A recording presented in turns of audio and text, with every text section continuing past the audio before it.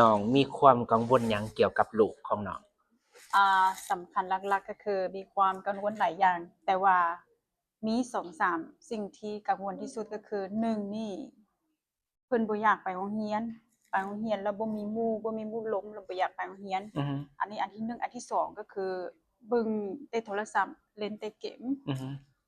แล้วอันที่3ก็คือนอนมีแต่นอนบ่มีหยังเฮ็ดบ่มีกิจกรรมหยังเฮ็ดคือบ่อยากเฮ็ดมีแต่นอนแล้วก็เบิ่งโทรศัพท์แล้วอือฮึน้องคิดว่าอันนี้เป็นปัญหาหลักและเป็นปัญหาใหญ่อยู่ในอนาคตของลูกเพสิ่ราะฉะนั้นงที่น้องกังวลที่สุดแม่นแม่นบ่สิ่งที่เฮากังวลที่สุดก็คืออนาคตของลูกสิเป็นแนวใดถ้าสมมุติว่าเพิ่นยังใช้หรือว่ายังมีนิสัยหรือว่ามีพฤติกรรมตัวนี้โอเคมันส่งผลกระทบโดยกองต่ออนาคตของลูกอันนี้น้องฮู้เนาะว่าถ้าหากเฮาปล่อยไปแบบนี้นะแม่นลูกจะมีปมด้อยแม่นปมด้อยแล้วเข้าสังคมบ่ได้เข้ากลุ่มบ่ได้โดยขาด social skill โดยแล้วลูกอาจจะคิดเสียความภูมิใจในตัวเองแม่นแน่นอน บัดนี้หลังจากน้องมาปรึกษาอาจารย์แล้วน้องได้อิหยังกลับไปสิไปใส่กับลูกบาดนี้นะหลังจากที่ได้ล้มกับอาจารย์เมื่อกี้นี้แล้วน้องก็รู้สึกว่าวิธีที่น้องใช้นั้นมันบ่ถูกต้องผ่านมาผ่านมาอะฮะแล้วหลังจากที่ได้ปรึกษาอาจารย์ได้ฟังสิ่งที่อาจารย์แนะนำให้กับน้องอาน้องคิดว่าน้องจะไปปรับปรุงวิธีในการลมกับลูกอือฮึวิธีในการเอ่อปรึกษากับลูกสิใช้คำว่าปรึกษานะเพราะว่าเฮาสิไปสอนลูกโดยตรงมันบ่ได้เพราะว่าที่ผ่านมาเฮาใช้วิธีนี้มันบ่ได้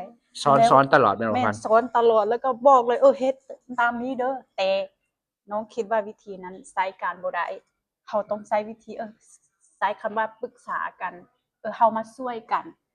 แล้วก็เฮาใช้วิธีว่าเฮามาช่วยกันมันจะดีกว่าอือฮึอืมแล้วตัวเฉพาะทักษะที่น้องจะเอาไปใส่แม่นทักษะหยังวิธีในการฟังให้เข้าใจว่าลูกเฮาต้องการหยังโอเคเฮาต้องตั้งใจฟังว่าเพิ่นต้องการหยังอีหลีแท้ๆแล้วเพิ่นมีปัญหาหยังให้เพิ่นเล่าในสิ่งที่เพิ่นอยากต้องการเล่าและอยากต้องการอธิบาย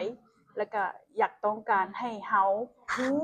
อือฮึให้เฮาเข้าใจเพิ่นแหน่อือฮึบ่แม่นว่าสิสั่งให้เพิ่นจังซี่จังซั้นเด้อแต่ว่าบ่ได้สนใจว่าเพิ่นรู้สึกแนวใดเพิ่นเข้าใจในสิ่งที่เฮาเว้าบ่เพิ่นพอใจบ่ถ้าเฮาบ่มีการฟังที่ดีเฮาบ่เข้าใจเพิ่นคิดว่ามันยากที่เฮาจะลงกันได้และเข้าใจกันได้และโอเคแก้ปัญหาได้อันนี้ก็คือสำคัญก็คือการฟัง โอเคเพราะฉะนั้นอันนี้เป็นบทเรียนที่ล้ำค่าที่สุดเลยที่น้องได้รู้จัก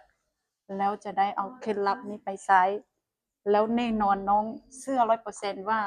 มันได้ผล100%ทั้งที่ยังบ่ใช้โอเคแต่ว่าน้องแน่ใจว่ามันต้องได้รับผลดีแน่นอนอาจารย์ฝากน้องเด้อโดยแทนที่จะเป็นแม่โดยกลับไปเป็นพวกเดียวกับเขาแม่นโอเคเป็นพวกเดียวกับเขาแล้วยังบ่แล้วฟังเขาโดยหยุดสอนโดยหยุดสืบสวนสอบสวน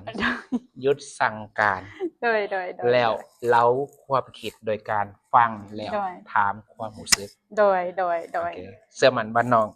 จะช่วยให้ลูกมีพฤติกรรมดีขึ้นโดยน้องโอเคก็เชื่อมั่นตนเองคือกันตอนนี้ได้ โอเคเพราะว่าน้องเชื่อมั่นว่าในสิ่งที่อาจารย์ได้แนะนำและวิธีการนี่ถือว่าสุดยอดอีหลีแล้วทั้งที่ตนเองน่ะเป็นแม่นะบ่แม่นเป็นลูกตอนนี้ แต่ว่าตนเองก็รู้สึกว่าเวลาลงกับอาจารย์แบบนี้มันรู้สึกว่าอุ่นใจเว้ยอุ่นใจว่าอุ๊ยเฮามีพวกแล้วเฮาแบบเฮาอยู่ทีมเดียวกันประมาณนี้ ถ้าตรากใดก็ตามที่ลูกรู้สึกว่าเฮาพ่อแม่เฮาอยู่ทีมเดียวกับเฮาเขาจะพร้อมที่จะเล่าเรื่องทุกสิ่งทุกอย่างที่เขาเอ่ออุกใจบ่หรือว่าเศร้าใจบ่หรือว่าเขาบ่พอใจบ่เขาจะพร้อมที่จะเล่าให้เราฟังแต่ถ้าเมื่อใดที่ลูกรู้สึกว่าจะเป็นตำรวจเออเฮาบ่ได้อยู่ทีมเดียวกันกับลูกแล้วถึงแม้นเฮาจะเว้าแนวใดลูกก็บ่ตอบลูกก็บ่สนใจอันนี้ก็เป็นปัญหาของพ่อแม่เฮาคือกันว่าเฮาต้องได้โอเคใช้เคล็ดลับว่าเฮ็ดแนวใดเพื่อให้ลูกรู้สึกว่าเฮาเป็นทีมเดียวกันกับลูกโอเคมี3คโดยำแม่พอจงเป็นพื้นที่ปลอดภัยไว้ใจได้และสม่ำเสมอโดยโอเคโดยเป็นกำลังใจให้โดยขอบใจใจหลายๆเด้ขอบใจอ